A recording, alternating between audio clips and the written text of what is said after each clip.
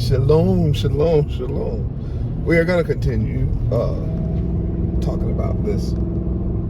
Is it a matter of salvation? And of course, we know now the answer is yes. And I want to, just for the sake of this video, even though this video may not be that long, but I want to give you a bunch of illustrations and just kind of like cram them all in. All right, so hit the like button before we even get started, and share, subscribe and support this work. We appreciate it, and of course we're always trying to support you. All right, so let's look at something.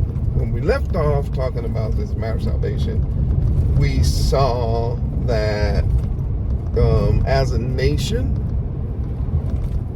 and that they were given instructions, commandments to follow in order to be delivered. And those that followed the instructions were delivered, and those that didn't were destroyed. That is the theme of salvation throughout the whole Bible. So once you understand the base of it, which I mentioned earlier, the foundational truth of the word salvation, and then you start seeing what our ancestors, the Israelites, understood about salvation, you then will understand, then me and you will be able to understand that it is not the Western mind or so-called church and what they think about salvation. That had nothing to do with the Bible. The way the Bible is set up, the Bible interprets the Bible.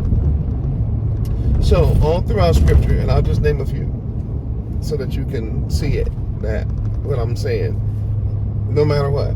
So let's take Joshua, all right, as he was getting ready to come into the promised land. Was it set up to where it says, listen, I'm going to deliver you, but you ain't got to do nothing. You just got to just believe I can do it, and that's it. And you don't have to do anything, Joshua. Just go in there, man, start living. No, but for Bible students, everybody knows that Joshua had to fight. And he had to get troops, and he had to follow Yah and every word. He had to keep the commandments. He sacrificed the people. He circumcised the people. He made sure that they didn't steal and that they didn't kill and they weren't committing adulteries and things like that. So there was a bunch of things that they were doing in connection with their salvation. And in Joshua's case, we know, like even the most popular exploit, which is Jericho.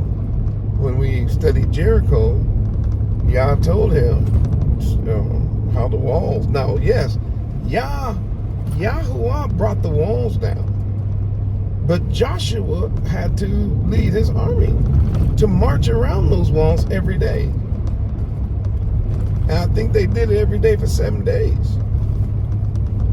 Now again, I don't let the people tell you things like, is marching a matter of salvation? I mean, is that really a matter of salvation? Like, if you don't want to go that day, you don't want to march, you didn't march around the city, your feet hurt. Now you're talking about you don't want to go out today. And then somebody say, hey man, we got to do this. Y'all said we got to march around. Is it really a matter of salvation?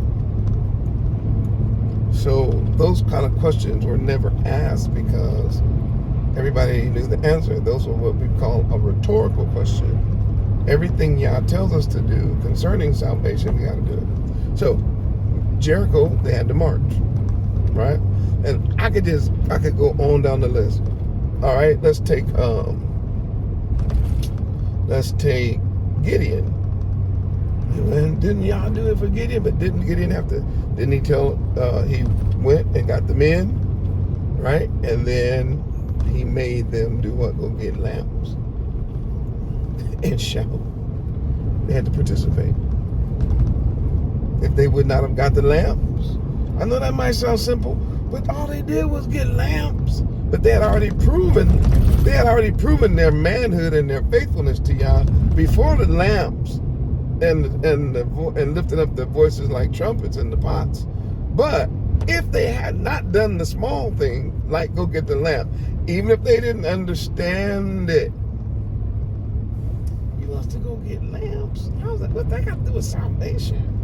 What that got to do with our deliverance? We got to fight. No, how about y'all got another plan that you just don't know? So, you saw the deliverance.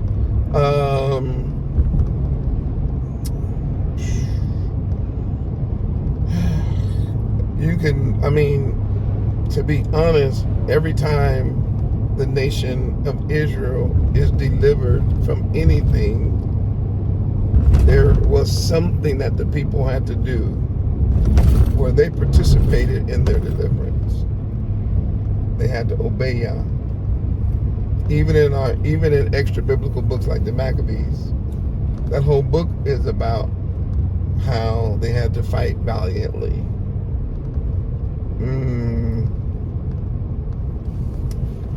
I mean, there's just, my mind is just, it's like, I don't want to make this video long. All I'm trying to do is I'm just trying to show you the foundation. And if your mind could like travel through the Bible with me, you will see every time Yah worked something that was miraculous, it was because the person he was doing it through or the people he was working through had done something according to his word and was continually doing something that was according to his word. The Hebrew boys were delivered. Why? Because they refused to bow down to that king. It wasn't, so if they would just bowed down anyway, you think they would have got delivered? No, come on, stop it. Daniel. I mean, there's just too many. Those are the ones that everybody knows, but when no one has shown you the work that they did, when people like me, I'm showing you that these people participated in their salvation. They participated in their deliverance. Okay. Now,